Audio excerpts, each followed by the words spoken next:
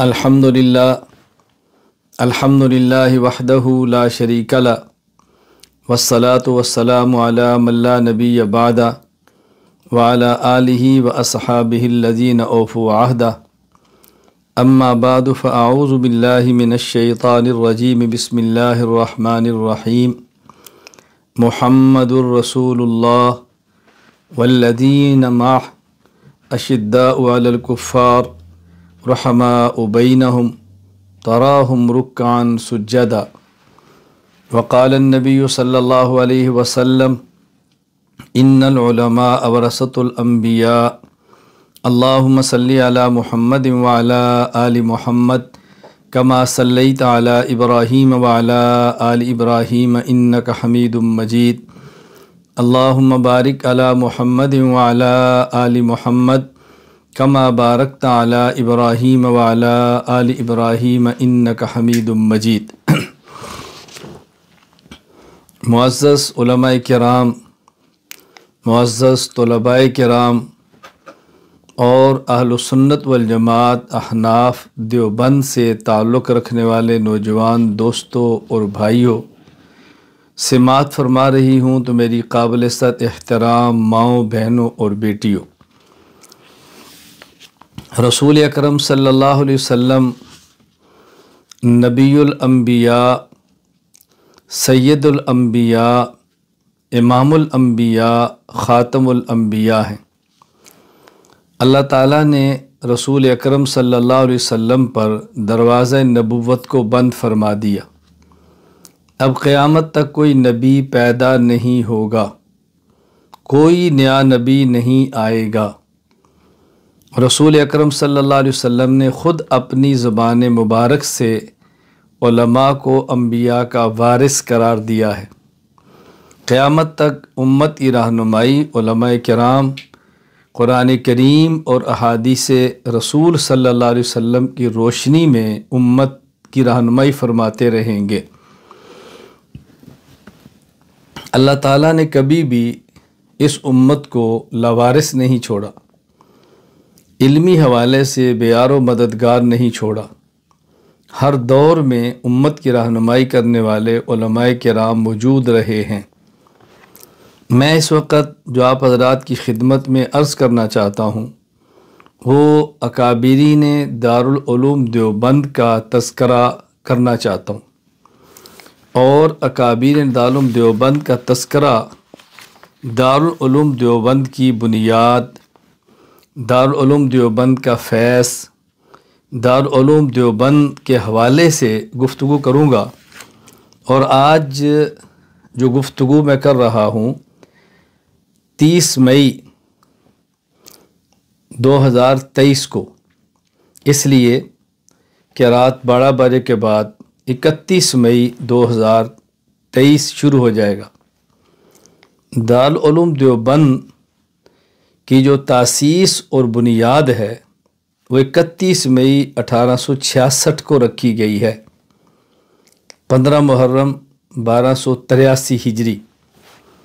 اس خاص تاریخ کو گفتگو کرنا نہ تو مستحب ہے، نہ ہی خاص تاریخ گفتگو کرنا کو باعث اجر و ثواب ہے، نہ ہی خاص تاریخ کو اس گفتگو کو کرنا کوئی ضروری اور لازمی ہے۔ صرف اس حوالے سے میں اس تاریخ کو گفتگو کر رہا ہوں کہ ابنائے دارالعلوم دیوبند، فضلائے دارالعلوم دیوبند، متعلقین دارالعلوم دیوبند کو یہ ذرا یاد دہانی ہو جائے کہ دارالعلوم دیوبند کی بنیاد کس تاریخ کو تھی۔ ہم اپنی ولادت کی تاریخ یاد رکھتے ہیں، اپنے ملک بننے کی تاریخ یاد رکھتے ہیں، اپنے پڑھنے کی تاریخ یاد رکھتے ہیں، تو اپنے مادر علمی ہی نہیں بلکہ مرکز علمی کی تاریخ ولادت، تاریخ پیدائش، تاریخ بنیاد یاد رکھنے میں کیا حرج ہے، یاد رکھنی چاہیے۔ تو میں آج آپ کی خدمت میں بہت طویل گفتگو نہیں کروں گا بلکہ مختصر گفتگو کروں گا، اور آج کی گفتگو میں نے آپ حضرات کی خدمت میں 5 باتیں بیان کرنی ہیں، اور ان 5 باتوں کو بیان کرنے سے قبل میں نے تذکرہ کرنا ہے ان حضرات کا جنہوں نے دارالعلوم دیوبند کی بنیاد رکھی ہے کہ وہ افراد کون تھے۔ دارالعلوم دیوبند کی بنیاد ہے 15 محرم 1283 ہجری، 31 مئی 1866 عیسوی۔ بنیاد رکھنے والے کون تھے؟ 5 احباب ہیں، 5 اکابر ہیں، 5 ہمارے مشائخ ہیں جن نے سنگ بنیاد رکھا ہے۔ نمبر 1 محدث احمد علی سہارنپوری رحمہ اللہ تعالی، تاریخ ولادت 1225 ہجری، تاریخ وفات 1297 ہجری۔ نمبر 2 قاسم العلوم والخیرات مولانا محمد قاسم ننوتوی نور اللہ مرقدہ، تاریخ ولادت 1248 ہجری، تاریخ وفات 1297 ہجری۔ نمبر 3 حضرت مولانا شاہ رفیع الدین دیوبندی نور اللہ مرقدہ، تاریخ ولادت 1252 ہجری، تاریخ وفات 1308 ہجری۔ نمبر 4 مولانا رشید احمد گنگوہی نور اللہ مرقدہ، تاریخ ولادت 1244 ہجری، تاریخ وفات 1322 ہجری۔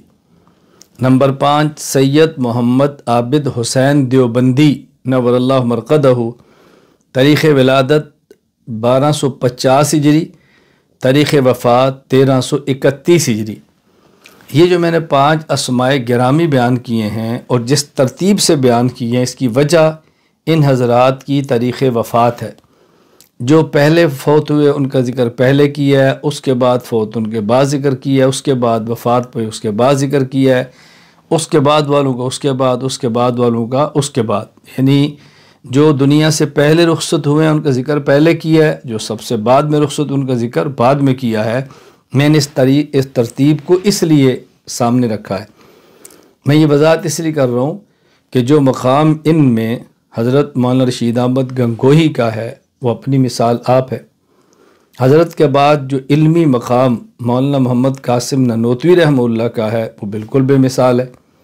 یہ حضرات بہت بڑے تھے، لیکن میں نے تاریخ وفات کے اعتبار سے کہ پہلے کون گئے ہیں، پھر کون گئے ہیں، پھر کون، اس ترتیب سے میں نے ان 5 حضرات کا ذکر کیا ہے۔ آپ حضرات سمجھتے ہیں کہ ہمارے یہاں ایک لفظ بولا جاتا ہے تفاعل، نیک فالی، یعنی کسی کا نام اس بنیاد پہ رکھنا کہ اس نام کا اثر اس کی ذات پہ پڑے گا، اور نام کا اثر اس کی شخصیت پہ پڑتا ہے۔ اس کا تذکرہ احادیث میں موجود ہے۔ رسول اکرم صلی اللہ علیہ وسلم نے بعض اسماء کو تبدیل کیا ہے۔ مثال کے طور پر علی رضی اللہ تعالی عنہ کے ہاں جب بیٹا پیدا ہوا تو آپ صلی اللہ علیہ وسلم نے پوچھا کہ نام کیا رکھا ہے؟ کہا حرب۔ فرمایا حرب تو جنگ کو کہتے ہیں، تو تم ان کا نام حسن رکھو۔ تو نام بدل کے حسن رکھ دیا گیا، اور ظاہر ہے حسن کے نام کا ان کی ذات پر اثر کیا پڑا کہ 2 مسلمانوں کی عظیم فوجیں، جنتی فوجیں جو آپس میں آمنے سامنے تھی اور جنگ ہو رہی تھی، حضرت حسن رضی اللہ تعالیٰ عنہ کے ذریعے اللہ پاک نے ان کی جنگ کو ختم فرما دیا۔ تو یہ جو 5 نام میں نے ذکر کیے ہیں، میں تفاعل اور نیک فالی کے طور پہ ذکر کرتا ہوں کہ ان کے نام کا اثر کیا ہے۔ مثلا محدث احمد علی سہارنپوری رحمہ اللہ تعالی، اب ظاہر ان کے نام میں ایک لفظ احمد ہے اور ایک لفظ علی ہے۔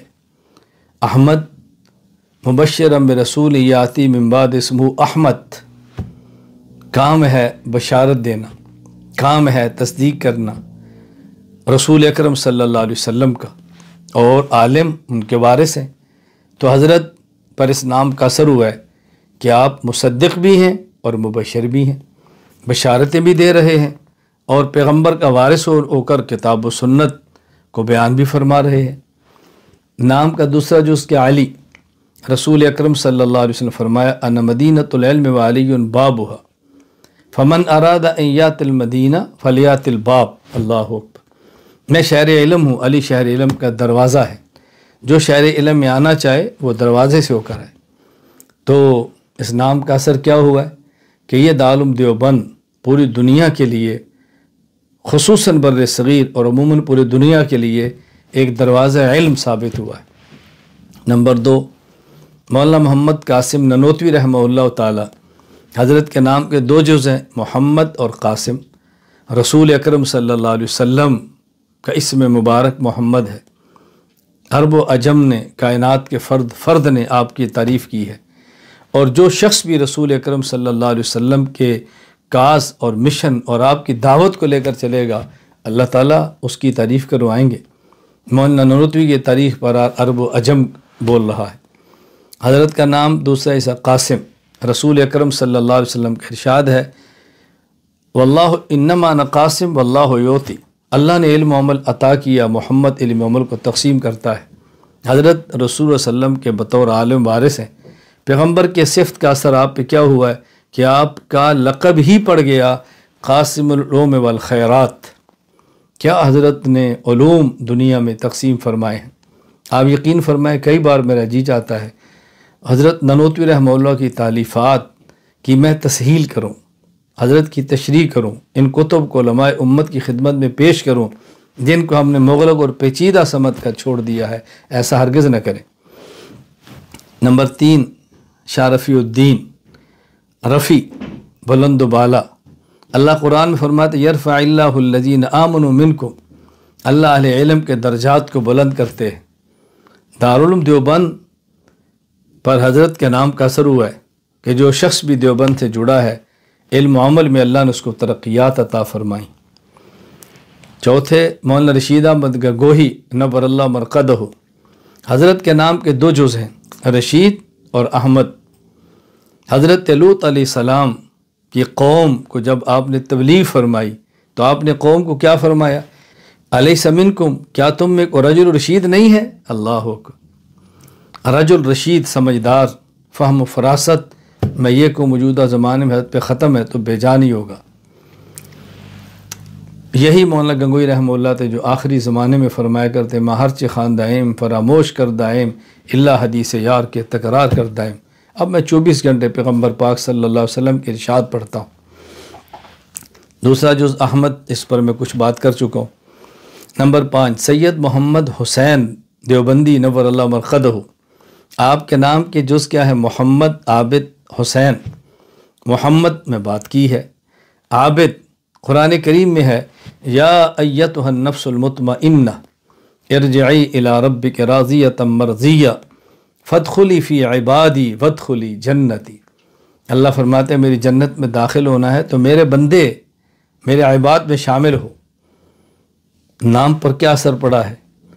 لاکھوں لوگ ایسے ہیں کہ جن کی زندگیاں بدلی ہیں، کفر سے ایمان کی طرف، شرک سے توحید کی طرف، بدعت سے سنت کی طرف، فسق و فجور سے عمل صالح کی طرف آئے ہیں اور عباد الرحمن میں شامل ہوئے اور جنت کے مستحق بنے ہیں۔ اور حسین رسول اکرم صلی اللہ علیہ وسلم کے جسم کا ٹکڑا، شہزادہ اہل جنت، جنتی نوجوانوں کے سردار، میرے اور آپ کا ایمان کے جزو لا ینفک۔ یزیدیت کے مقابلے میں حق کے علم کو بلند کرنے کا نام حسینیت ہے۔ اور دارالعلوم دیوبند نے کس طرح علم بلند کیا ہے پوری دنیا میں کون نہیں جانتا۔ اس پر تو دلائل کی بھی ضرورت نہیں ہے۔ جب سورج آتا ہے تو یہ اپنے وجود پر خود دلیل ہوتا ہے، چڑھتے ہوئے سورج پر دلیل نہیں دی جاتی۔ میں نے مختصر سی بات کی ہے کہ یہ 5 اشخاص ہیں نیک فالی کے طور پہ کہ جو ان کے نام تھے اللہ پاک نے رسول اکرم صلی اللہ علیہ وسلم وارث بنا کر پیغمبر پاک صلی اللہ علیہ وسلم کی صفات میں سے کچھ ان کو عطا فرمایا ہے۔ حضور کے علم میں سے کچھ علم دیا ہے، کچھ عمل دیا ہے، کچھ زہد دیا ہے، اور ظاہر ہے ہمارے پاس جو کچھ بھی ہے رسول اکرم صلی اللہ علیہ وسلم سے حاصل نہیں کریں گے تو ہم کہاں سے حاصل کریں؟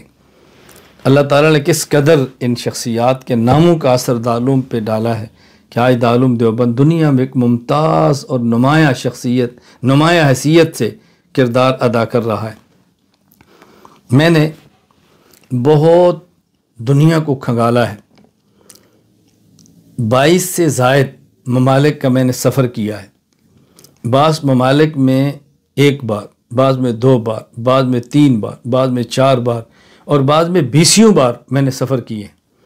میں بلا مبالغہ یہ بات عرض کرتا ہوں کہ صحیح معنوں میں اگر میں نے علم، عمل، شریعت کو دیکھا ہے تو دارالعلوم دیوبند کی فیض کی بنیاد پہ دارالعلوم دیوبند کے متعلقین کو دیکھا ہے۔ دارالعلوم دیوبند کے متعلقین کا معنی یہ نہیں ہے کہ جس نے دارالعلوم دیوبند میں پڑھا ہے، جس نے دارالعلوم دیوبند کو سمجھا ہے اور دارالعلوم دیوبند سے رابطہ کیا ہے، دارالعلوم دیوبند سے استفادہ کیا ہے اور اپنی نسبت دارالعلوم کی طرف کی ہے، میں ان کی بات کر رہا ہوں۔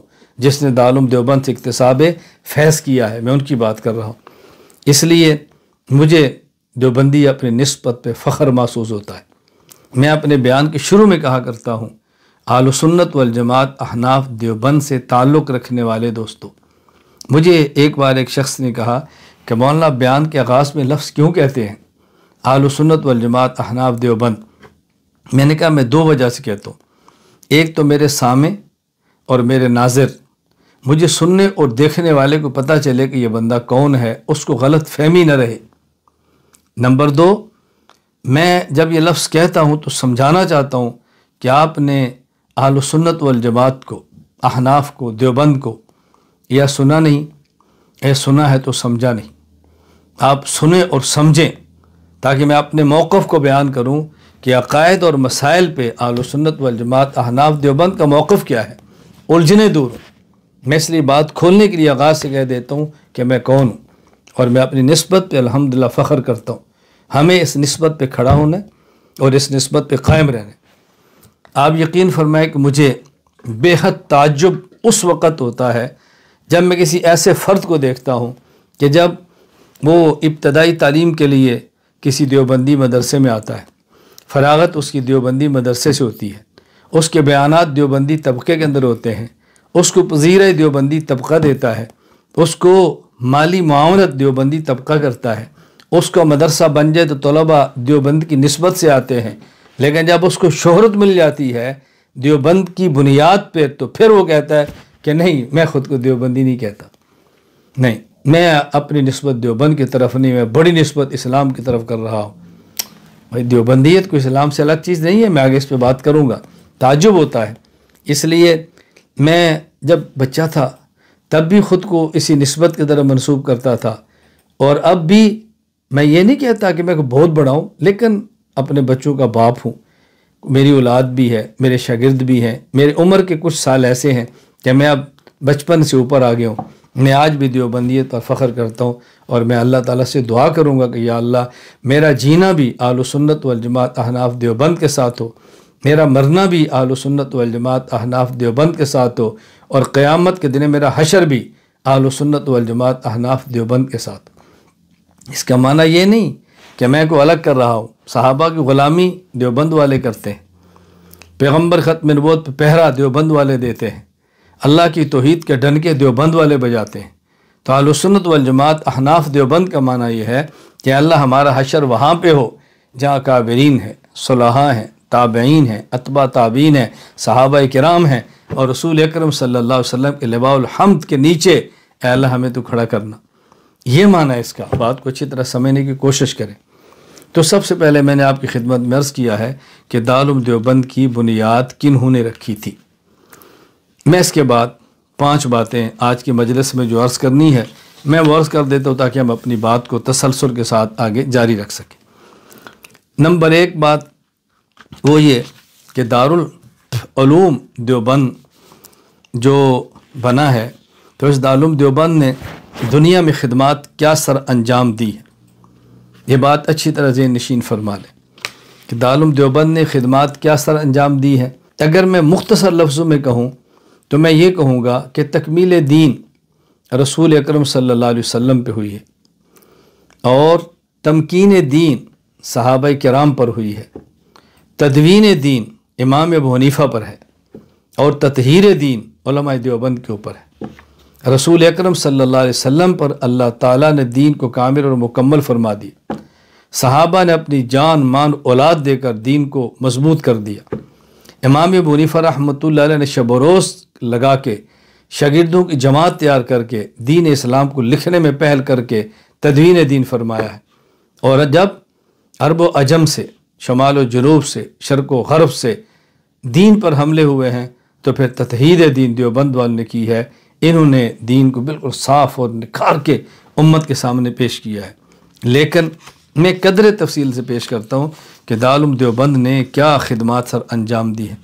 میں یہ بات کہنے میں حق بجانب ہوں کہ تحفیظ القرآن میں دارالعلوم دیوبند کی مثالی خدمات ہیں، اور آج میں اگر یہ دعویٰ کروں تو میرے دعوے کو دنیا کی کوئی طاقت جھٹلا نہیں سکتی کہ دارالعلوم دیوبند سے منسلک ہند و پاک اور پوری دنیا کے مدارس میں جس قدر قرآن کریم حفظ کرایا جا رہا ہے، اس کی کوئی مثال نہیں، کوئی اس کی مثال نہیں ہے۔ سب سے زیادہ حفظ قرآن کریم دارالعلوم دیوبند سے متعلق مدارس کے اندر کرایا جا رہا ہے۔ میں مثلا آپ کے سامنے بیٹھوں، میں اگر اپنی بات کروں، میرے والد قرآن کریم کے حافظ، میں بحمد اللہ قرآن کریم کا حافظ، اور میری بڑی بیٹی قرآن کریم کی حافظہ، اس کے بعد بیٹی قرآن کریم کی حافظہ، اس کے بعد بیٹا قرآن کریم کا حافظ، اس کے بعد بیٹی قرآن کریم کی حافظہ، اس کے بعد بیٹی قرآن کریم کی حافظہ، اب اس کے بعد بچے چھوٹے ہیں اور سب لگے ہوئے ہیں، انشاءاللہ اللہ نے چاہا تو یہ قرآن کریم حفظ کریں گے، بیٹی بھی اور بیٹی۔ میں گھر کی بات کر رہا ہوں، میں اس لیے آپ کی خدمت میں عرض کر رہا ہوں کہ اس کی دنیا میں مثال نہیں۔ علم تفسیر میں بلا شک و شبہ دارالعلوم دیوبند سے منسلک مدارس نے ہزاروں کی تعداد میں مفسر پیدا فرمائے اور ہزاروں کی تعداد میں تفاسیر لکھی گئی۔ اسی طرح علم العقائد، علم الکلام میں متکلمین پیدا فرمائے، کتب عقائد تحریر کی گئی ہیں۔ میں اگر اپنی ہی بات کروں کہ آپ عقیدہ پہ دیکھ لیں گے، میری سب سے پہلے کتاب اسلامی عقائد ہے، پھر کتاب العقائد ہے، اس کے بعد حضرت شاہ ولی اللہ رحمہ اللہ کی العقیدۃ الحسنہ کی شرح العقیدۃ الحسنہ ہے، پھر حضرت امام نصفی رحمہ اللہ کی العقیدۃ النصفیہ کی شرح العقیدۃ النصفیہ ہے، پھر امام طحاوی کی عقیدہ طحاویہ کی شرح العقیدۃ الطحاویہ ہے، پھر امام اعظم ابو حنیفہ رحمہ اللہ کی کتاب الفقہ الاکبر کی شرح الفقہ الاکبر ہے۔ یہ 6 کتب تو میری ہیں، جس کی کوئی حیثیت نہیں، دارالعلوم دیوبند کا معمولی سا طالب علم ہوں، تو یہ میری بتائے میرے اکابر نے کتنا اس پہ کام کیا ہوگا، یہ میں کتب کی بات کر رہا ہوں۔ باقی جو عقائد پر ہمارا کام ہے، المہند المفند دارالعلوم دیوبند کی عقیدے کی دستاویز ہے، اس پر میرا حاشیہ الگ ہے، اور اس پر ہونے والے اعتراضات کے جواب مستقل ہیں، مکمل 12 گھنٹے میں کتاب کے سبق الگ ہیں۔ یہ میں صرف کتب کی بات کر رہا ہوں، باقی جو عقائد پر الگ کتابیں ہیں، توحید باری تعالیٰ پر الگ ہے، عصمت انبیاء پر الگ ہے، حیات الانبیاء پر الگ ہے، صلی اللہ علیہ وسلم، مقام دفاع صحابہ پر الگ ہے۔ یہ ایک مستقل گفتگو ہے جو عقائد پر کام چل رہی ہے۔ میں پہلے صرف کتب کی بات کی ہے، تو بہت زیادہ کتاب کام کیا ہے۔ علم تفسیر پر میرا خلاصۃ القرآن ہے، ہر پارے کا خلاصہ 10-11 صفحات میں ہے، 5 جلدوں میں دروس القرآن ہے، جس میں آیات عقائد، آیات احکام کی وضاحت ہے، اور درسی انداز میں، سبق کے انداز میں، بیان کے انداز میں۔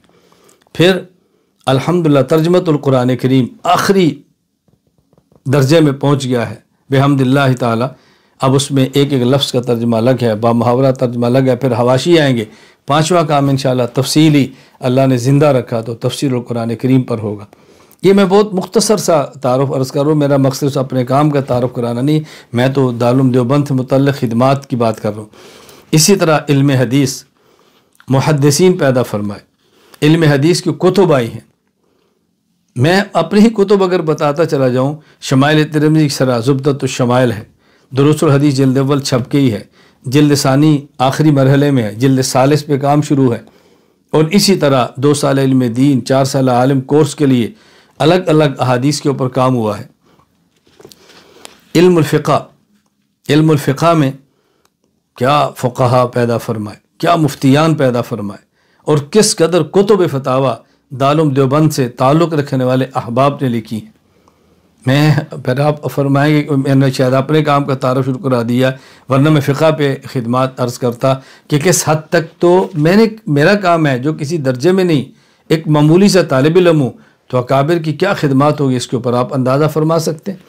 مستقل اگر اس پر گفتگو ہو، علماء دیوبند اور علم تفسیر، علماء دیوبند علم حدیث، علماء دیوبند علم الکلام، علماء دیوبند علم الفقہ، علماء دیوبند علم التاریخ، علماء دیوبند علم الاصول، علماء دیوبند اور یہ بقیہ علوم اس طرح اگر تفصیل سے بات ہو تو آپ کو میں خدمت میں عرض کر دوں کہ دارالعلوم دیوبند نے کیا خدمات سر انجام دی ہیں۔ عملی میدان میں اگر آپ جائیں، عملی میدان میں تو دارالعلوم دیوبند نے جہاں مفسرین، محدثین، فقہاء، متکلمین، مورخین، مناظرین، اصولیین علمی میدان میں پیدا فرمائے، وہ عملی میدان میں، میدان سیاست میں مدبر سیاستدان پیدا کیے۔ دارالعلوم دیوبند نے میدان جہاد میں نامور مجاہدین پیدا کیے، دنیا کی سپر طاقتوں کے جن نے پاؤں کے ناخن اور جوتے کی نوک پہ طاقتوں کو اڑا دی ہے وہ پیدا کیے، اور سلوک اور تصوف میں خانقاہیں، مشیوخ طریقت، کیا کچھ دارالعلوم دیوبند نے امت کو نہیں دیا، آپ اندازہ فرما سکتے ہیں۔ آپ علمی میدان میں دیکھیں، عملی میدان میں دیکھیں، اور فطروں کے سرکوبی میں دیکھیں دارالعلوم دیوبند نے کیا کردار ادا کیا ہے۔ دہریت اور لادینیت کے خلاف کتب اور افراد، منکرین ختم نبوت کے خلاف کتب اور افراد، مستشرقین کی تردید میں کتب اور افراد، عقل پرستی اور نیچریت کی رد میں کتب اور افراد، الحاد و زندگا کی تردید میں کتب اور افراد، منکرین قرآن کے رد میں افراد کتب اور افراد، منکرین حدیث کے رد میں کتب اور افراد، منکرین فقہ کے رد میں کتب اور افراد، منکرین صحابہ اہل بیت رضی اللہ عنہم کے رد میں کتب اور افراد، حیات انبیاء کرام علیہ السلام کے منکرین کے رد میں کتب اور افراد، غیر مقلدین کے رد میں کتب اور افراد، مبتدعین کے رد میں کتب اور افراد، کیا کارنامے سر انجام دیے۔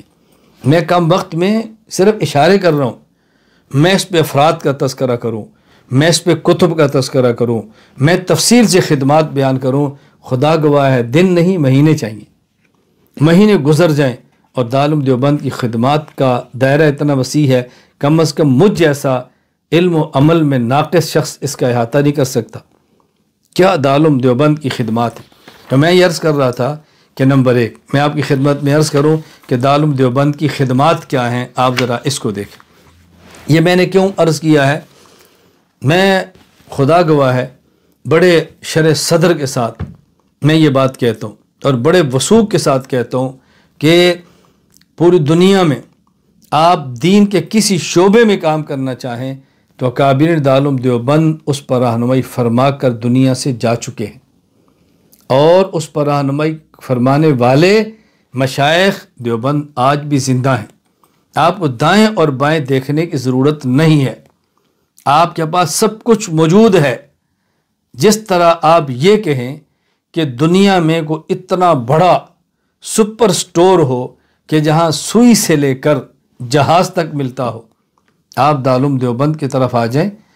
دیوبندیت ایک ایسی نعمت ہے کہ جہاں قاعدہ سے لے کر قرآن کریم کی تفسیر، آسان فارسی قاعدہ سے لے کر احادیث، درجہ اعدادیہ متوسطہ سے لے کر تخصصات تک بحمد اللہ تعالی یہ سب کچھ یہاں پہ موجود ہے، تو آپ کو دائیں بائیں جانے کی کوئی ضرورت نہیں ہے۔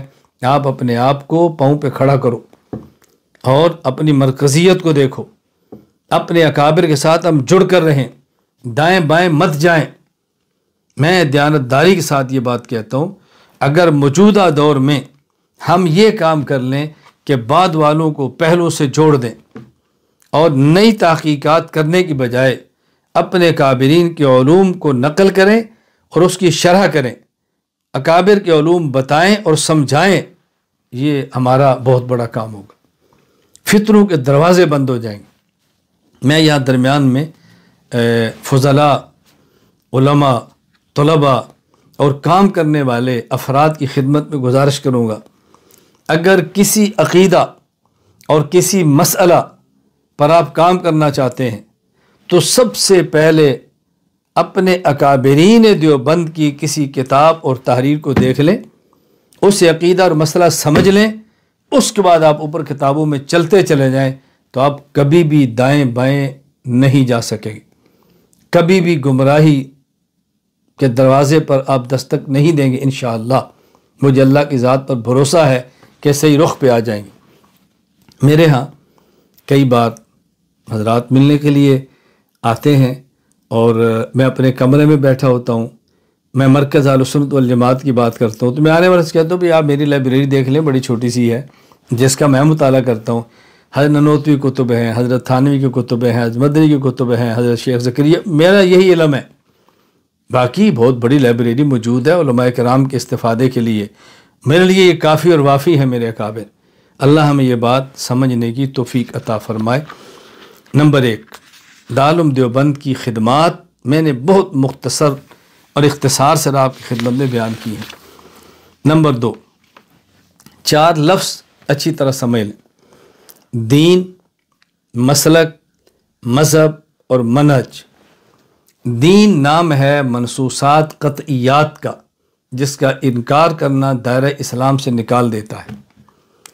مسلک نام ہے منصوصات ظنیات کا جن کا انکار کرنا دائرہ اہل سنت والجماعت سے نکال دیتا ہے۔ اور مذہب نام ہے اجتہادیات کا، ایک امام کے مذہب کی بجائے دوسرے امام کے مذہب کو اختیار کر لیا جائے تو اس سے کچھ بھی نہیں ہوتا، بس ایک امام کی تقلید سے دوسرے امام کی تقلید پہ ہم چلے جاتے ہیں اور کچھ بھی نہیں۔ مذاہب۔ نمبر 4، منہج، یہ نام ہے طریقہ کار کا۔ طریقہ کار: دین منصوصات قطعیات، مسلک منصوصات ظنیات، مذہب اجتہادیات، منہج طریقہ کار۔ ہمارا دین اسلام ہے، ہمارا مسلک اہل سنت والجماعت ہے، ہمارا مذہب احناف ہے، ہمارا منہج دیوبند ہے۔ دیوبندیت الگ دین نہیں، دیوبندیت الگ مسلک نہیں، دیوبندیت الگ مذہب نہیں، دیوبندیت منہج ہے۔ اب اس منہج کو سمجھنا ضروری ہے کہ دیوبندیت کیا منہج ہے، دیوبندیت کیا منہج ہے۔ میں بہت زیادہ تفصیلات میں نہیں جا رہا، میں بار بار عرض کر رہا ہوں، میں کم وقت میں اپنی بات کو پورا کرنا چاہتا ہوں۔ دیوبندیت کے منہج کو سمجھیں۔ دیوبندیت کا منہج، میں بہت ساری باتیں کہا کرتا ہوں۔ دیوبندیت کا منہج کیا ہے؟ ہم متصدد ہیں، متشدد نہیں۔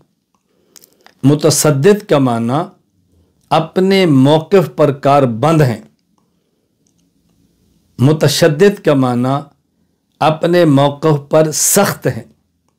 ہم متصدد اپنے موقف پر مضبوط ہیں، متشدد اپنے موقف پر سخت نہیں۔ مضبوطی اور سختی میں وہی فرق ہے جو ریشم کے رسے اور لوہے کے زنجیر میں فرق ہے۔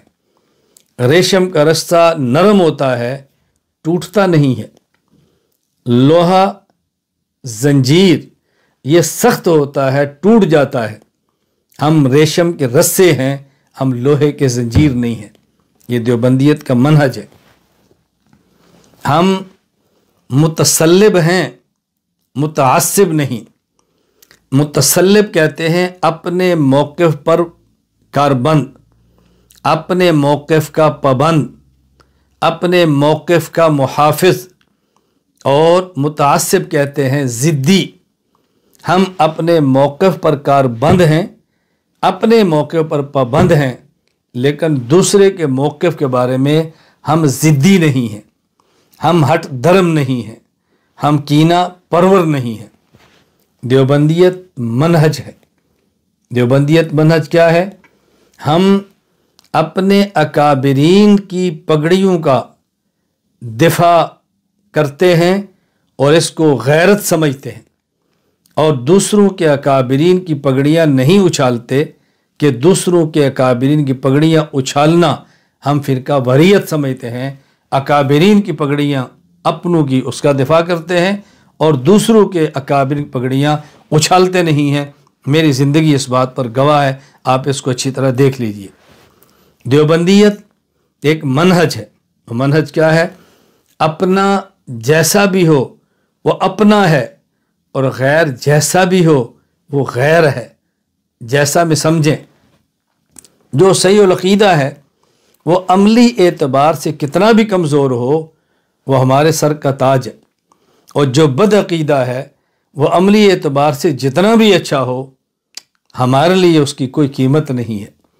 قیمت صحیح عقیدے کی ہے، عقیدہ صحیح ہو باقی چیزیں بعد میں دیکھی جاتی ہیں۔ دیوبندیت ایک منہج کا نام ہے، اس کو اچھی طرح سمجھیں۔ دیوبندیت ایک منہج ہے۔ ہمارا منہج کیا ہے؟ ہم قانون کو توڑیں گے نہیں اور ہم اسلام کو چھوڑیں گے نہیں۔ قانون کو توڑیں گے نہیں، اسلام کو چھوڑیں گے نہیں۔ جس ملک میں رہتے ہیں اس ملک کے قوانین کے دائرے میں رہتے ہوئے ہم اسلام کا کام کریں گے، ہم تبلیغ کا کام کریں گے، ہم دین کا کام کریں گے، اخلاق کا کام کریں گے، ہم اپنے نظریات کو پھیلانے کا کام کریں گے۔ قانون کو توڑیں گے نہیں اور ہم اسلام کو چھوڑیں گے نہیں۔ دیوبندیت ایک منہج ہے۔ اس منہج کا مطلب کیا ہے کہ ہم اجتہاد اور الحاد میں فرق کرتے ہیں۔ اجتہاد نام ہے نئے پیش آنے والے مسئلے پر شریعت کے اصولوں کی روشنی میں رائے قائم کرنا، اور الحاد نام ہے صدیوں سے ثابت شدہ مسئلے کا اپنی ناقص رائے اور بے بنیاد چیز پر انکار کرنا۔ اجتہاد الگ چیز ہے، الحاد الگ چیز ہے۔ لوگ الحاد پھیلانے کے لیے یہ لفظ بول دیتے ہیں، کیا اجتہاد کا دروازہ بند ہے؟ ہم نے کہا اجتہاد کا دروازہ کھلا ہے لیکن الحاد کا دروازہ بند ہے۔ آپ بتائیں کہ یہ نعرہ لگانے والوں نے کون سا کوئی نیا مسئلہ ہے کہ جس پر اپنی رائے پیش کی ہو؟ بس جس پر امت کا اتفاق ہے، جس پر تحقیقات موجود ہیں اور جس میں مزید رائے کی گنجائش نہیں، وہاں رائے پیش کر کے الحاد کا دروازہ کھولا جاتا ہے اور نام اس کا اجتہاد رکھ دیا جاتا ہے۔ تو دیوبندیت ایک منہج ہے، اس کو سمجھیں۔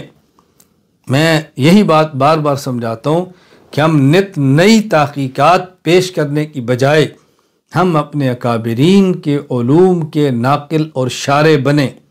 میں کم از کم یہ بات بڑے وضاحت کے ساتھ اپنے شاگردوں سے، اپنے مریدین سے، اپنے تعلق والے احباب کی خدمت میں عرض کرتا ہوں کہ میں مسلک اہل سنت والجماعت احناف دیوبند کا محقق نہیں، میں ناقل اور شارع ہوں۔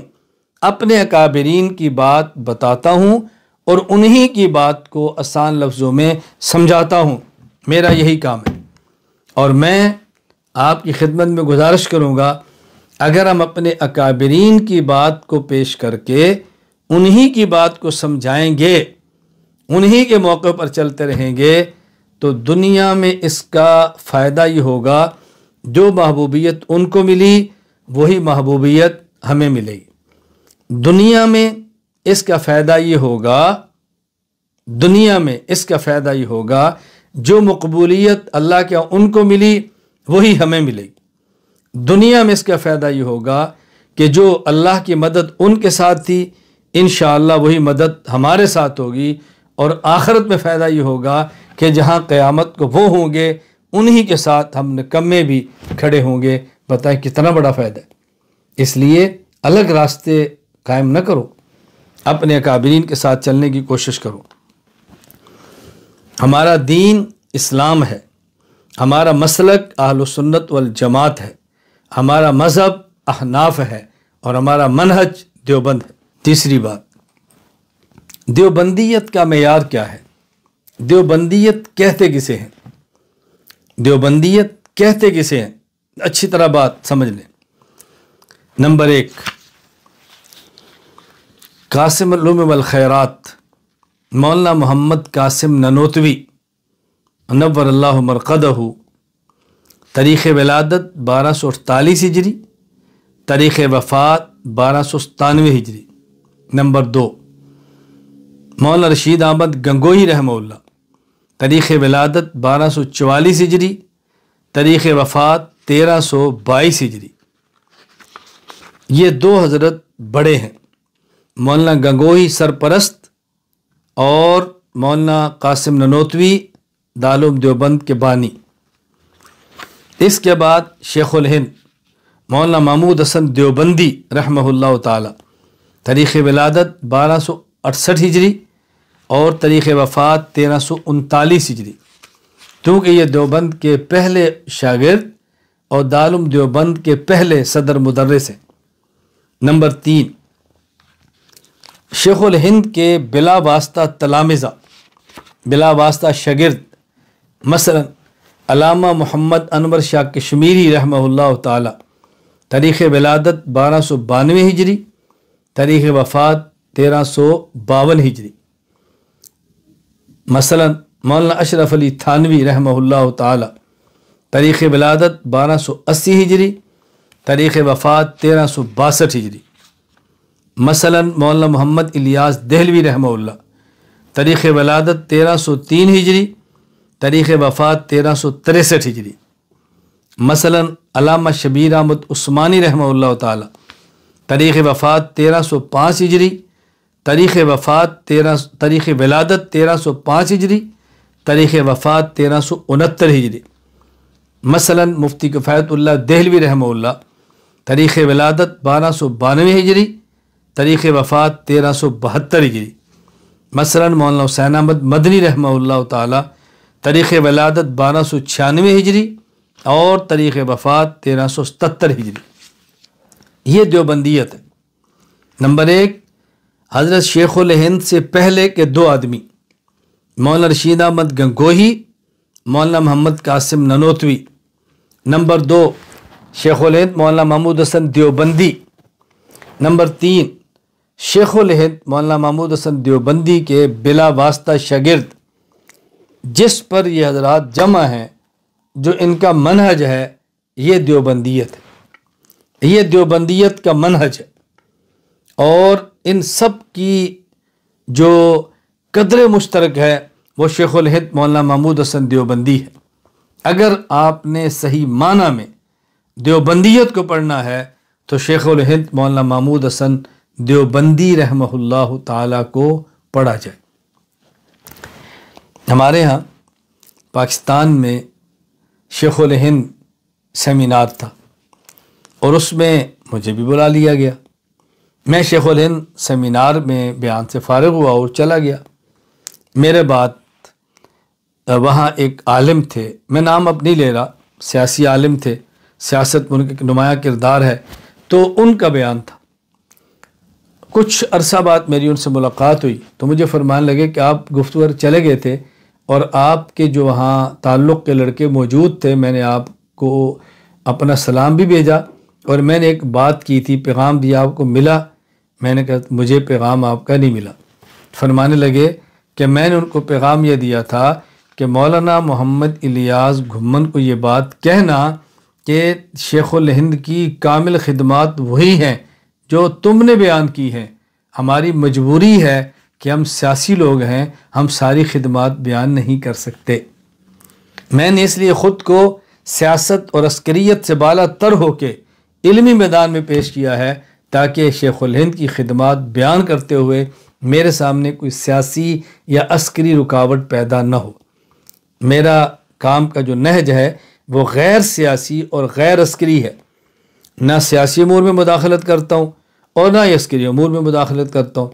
مثال کے طور پہ دارالعلوم دیوبند ہندوستان میں ہے، ہندوستان کے بلا مبالغہ، میں لاکھوں تو نہیں کہتا، اچھی بات نہیں، بہر ہزاروں افراد ایسے ہیں جو اگرچہ لاکھوں ہیں لیکن میں بڑے ایک محتاط گفتگو کرتے ہوئے کہتا ہوں کہ ہزاروں کی تعداد میں جو افراد منسلک ہیں، میں ہمیشہ ان کی خدمت میں بات عرض کیا کرتا ہوں کہ ہندوستان کا کوئی مسئلہ ہو سیاسی، کوئی مسئلہ ہو وہاں کا اجتماعی، اس پر آپ میری رائے کی طرف نہ دیکھیں، میری رائے پہ توجہ نہ دیں، اکابرین دارالعلوم دیوبند کی رائے پر توجہ دیں۔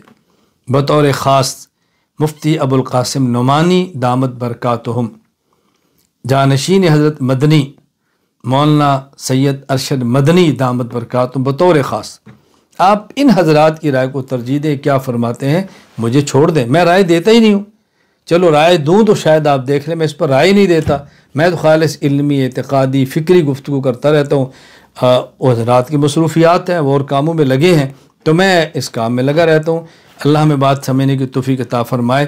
تو اصل مولانا محمود حسن دیوبندی، میں ایک جملہ علماء کے لیے کہا کرتا ہوں کہ آپ جانتے ہیں، جب المطلق اذا یطلق یراد بہ الفرد الکامل، جب بغیر کسی قید کے کسی کا ذکر کیا جائے تو پھر اس چیز کا فرد کامل مراد ہوتا ہے۔ جب یہ کہا جائے کہ مولانا دیوبندی نے فرمایا، ان کے ساتھ کوئی نام نہ لیا جائے، کوئی لقب نہ دگایا جائے، تو پھر دیوبندی مولانا سے مراد فرد کامل شیخ محمود حسن دیوبندی ہی ہوتا ہے۔ میں نے اس پر تفصیل سے گفتگو شیخ الاسلام سیمینار پر کی ہے، آپ اس کو حناف میڈیا پر جائیں اور سماعت فرما لیں۔ میرا اس پر مقالہ بھی موجود ہے، اور پھر بھی کوئی موقع ملا تو میں اس پہ عرض کروں گا۔ خیر، دیوبندیت کا معیار مولانا محمد قاسم ننوتوی، مولانا رشید احمد گنگوہی، مولانا محمود حسن دیوبندی اور حضرت دیوبندی کے بلا واسطہ تلامذہ، مثال کے طور پر میں نے عرض کیا ہے کہ حضرت علامہ انور شاہ کشمیری، مولانا اشرف علی تھانوی، مولانا محمد الیاس دہلوی، علامہ شبیر احمد عثمانی، مفتی کفایت اللہ دہلوی، شیخ العرب والعجم مولانا سید حسین احمد مدنی رحمہ اللہ تعالی، یہ بات اچھی طرح ذہن نشین فرما لیں۔ نمبر 3، دیوبندی نظریہ، دیوبندی فکر اور دیوبندی عقیدہ کو بیان کرتے ہوئے جب یہ کہا جائے کہ فلاں مسئلے پر دیوبند کا اختلاف ہے، فلاں مسئلے پر دیوبند کا اتفاق ہے، اتفاق اور اختلاف کا مطلب کیا ہوتا ہے؟ اگر کسی نظریہ اور کسی مسئلہ پر مولانا رشید احمد گنگوہی، مولانا محمد قاسم ننوتوی، مولانا محمود حسن دیوبندی اور ان کے بلا واسطہ تلامذہ علامہ کشمیری، حضرت تھانوی، حضرت مدنی، حضرت دہلوی، یہ جب کسی نظری اور مسئلے پر جمع ہو جائیں تو یہ کہیں گے کہ یہ دیوبندیوں کا اتفاقی مسئلہ ہے، اور جب یہ کسی مسئلے پر اختلاف فرما لیں تو پھر کہا جائے گا کہ یہ دیوبندیوں کا اختلافی مسئلہ ہے۔ اور اگر ان کے بعد آنے والا کوئی شخص ان کے متفقہ نظریے سے اختلاف کرے تو اس کو یہ نہیں کہیں گے یہ دیوبندیت کا اختلافی مسئلہ ہے، اس مسئلے میں دیوبندیوں میں اختلاف ہے، بلکہ یہ کہیں گے اس مسئلے پر فلاں حضرت کا دیوبندیوں سے اختلاف ہے۔ مثال کے طور پہ عقیدہ حیات النبی صلی اللہ علیہ وسلم، انبیاء علیہ السلام اپنے اجساد عنصریہ، ان زمینی اجسام مبارکہ کے ساتھ اپنی زمینی قبور مبارکہ میں زندہ ہیں، تعلق روح کے ساتھ۔ ان کی قبر پر صلاۃ والسلام پڑھا جائے تو خود سنتے ہیں، دور سے پڑھا جائے تو ملائکہ پہنچاتے ہیں۔ یہ دیوبندیت کا اتفاقی عقیدہ ہے۔ اب اگر کوئی شخص اس عقیدے سے اختلاف کرتا ہے، یہ ہرگز نہیں کہیں گے کہ عقیدہ حیات النبی میں علماء دیوبند کا اختلاف ہے، یہ کہیں گے عقیدہ حیات النبی میں فلاں شخص، فلاں جماعت، فلاں طبقہ جو خود کو دیوبندیوں کی طرف منسوب کرتا ہے، عقیدہ حیات النبی میں ان کا علماء دیوبند سے اختلاف ہے۔ یہ نہیں کہیں گے کہ اس میں دیوبند کا اختلاف ہے۔ دیوبند سے اختلاف ہونا اور بات ہے، اور دیوبند میں اختلاف ہونا اور بات ہے۔ اس کی بڑی وضاحت سن لیں، جس طرح پورے عالم اسلام کا اتفاق ہے 1550 سال سے تقریباً کہ حضور اکرم صلی اللہ علیہ وسلم آخری نبی ہیں، رسول اکرم صلی اللہ علیہ وسلم آخری نبی ہیں، اس پر تمام عالم اسلام کا اتفاق۔ اب مرزا غلام احمد قادیانی نے اس کا انکار کیا ہے۔ کوئی شخص یہ نہیں کہہ سکتا کہ ختم نبوت کے عقیدے میں مسلمانوں کا آپس میں اختلاف ہے۔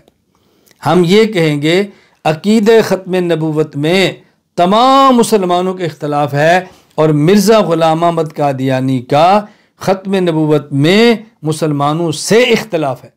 تو قادیانیوں کے اختلاف کو مسلمانوں میں اختلاف نہیں کہیں گے بلکہ مسلمانوں سے اختلاف کہیں گے۔ عقیدہ حیات النبی صلی اللہ علیہ وسلم کے مسئلہ پر مماتیت کا جو اختلاف ہے یہ نہیں کہیں گے علماء دیوبند میں اختلاف ہے بلکہ یہ کہیں گے ان کا علماء دیوبند سے اختلاف ہے۔ تو دیوبندیت میں اختلاف اور بات ہے اور دیوبندیت سے اختلاف اور بات ہے۔ نمبر 5، میرا عزم مصمم ہے، میرا پختہ ارادہ ہے اور میں چاہوں گا میری اس گفتگو سننے والا ہر فرد یہ پختہ ارادہ کر لے کہ جس طرح دارالعلوم دیوبند نے دنیا کے 50 سے زائد ممالک میں خصوصاً اور تقریباً اکثر ممالک میں عموماً فیض پہنچایا ہے، مراکز قائم کیے ہیں، افراد پہنچائے ہیں، میرا پختہ ارادہ ہے انشاءاللہ، آپ بھی ارادہ فرمائیں کہ ہم اپنے اکابرین دارالعلوم دیوبند کے مسلک کو ان کے منہج کے مطابق لے کر چلتے ہوئے پوری دنیا میں ایسے مراکز قائم کریں گے انشاءاللہ کہ جو عقائد کے لیے درسگاہ ہوں، مسائل کے لیے دارالافتاء ہوں اور اخلاق اور تزکیہ نفس کے لیے خانقاہ ہوں، اور ایسے افراد پیدا کریں گے جو عقائد کے معاملے میں متکلمین بھی ہوں، مسائل بتانے کے لیے مفتیان بھی ہوں اور امت کی رہنمائی کرنے کے لیے شیوخ اور مرشدین بھی ہوں۔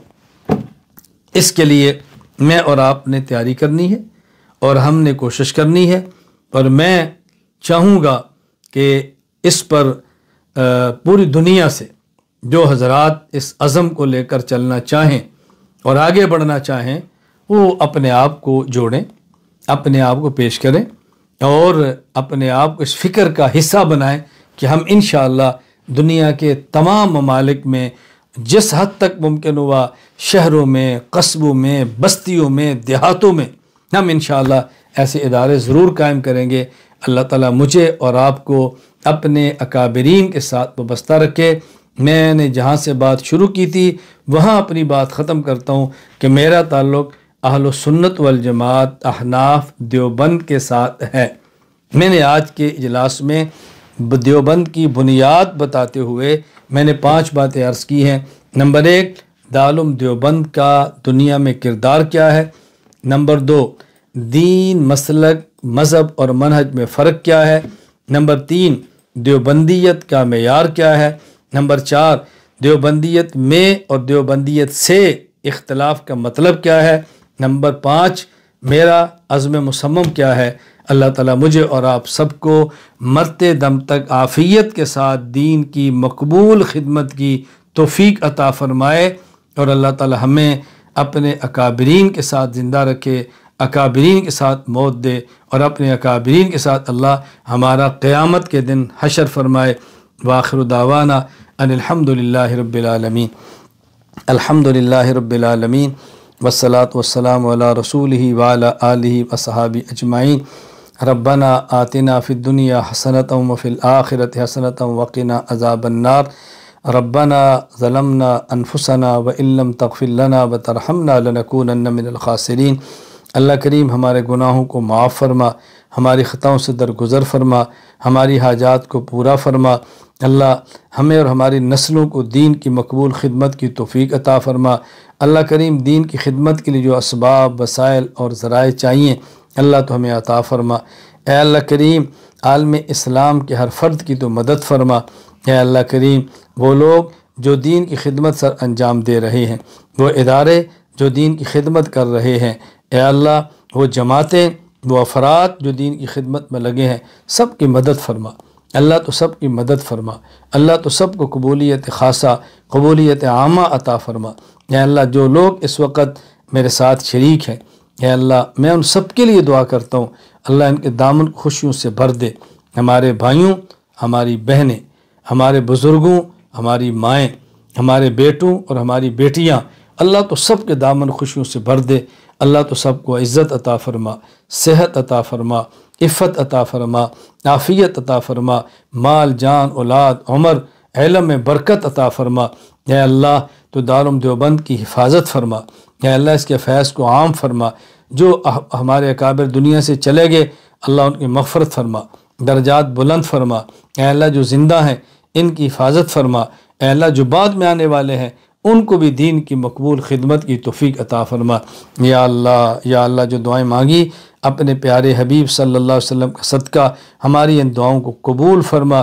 اللہم انا نسألک من خیر ما سالک منہ نبیک و عبدک محمد صلی اللہ علیہ وسلم ونعوذ بک من شر ما استعاذ منہ نبیک و عبدک محمد صلی اللہ علیہ وسلم وانت المستعان وعلیک البلاغ ولا حول ولا قوة الا باللہ العلی العظیم وصلی اللہ تعالی علی رسولہ خیر خلقہ محمد وعلی آلہ وصحبہ اجمعین آمین برحمتک یا ارحم الراحمین۔ السلام علیکم ورحمۃ اللہ وبرکاتہ۔